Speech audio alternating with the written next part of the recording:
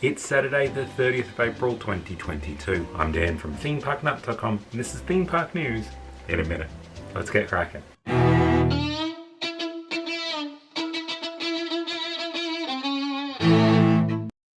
And the timer starts now. Merlin Entertainments are losing two of their major executives at the end of the year, with longtime CEO Nick Varney and Chief Development Officer Mark Fisher both deciding to retire.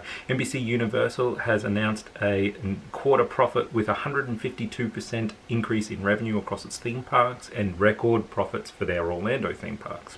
Tokyo Disney has announced that they are going to revamp their Space Mountain and Tomorrowland.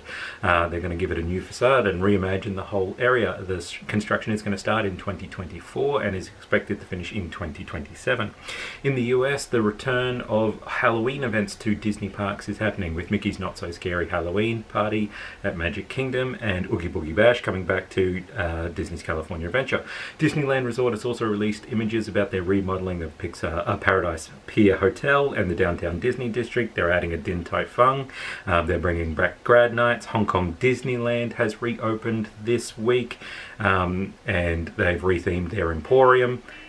That is it for this week's Theme Park News in a minute. We'll be back next week with more Theme Park News, so tune in for that. In the meantime, check us out on Twitter at ThemeParkNut, on Instagram, ThemeParkNut, Insta, where our blog is themeparknut.com. Don't forget to subscribe. Until next time, cheers.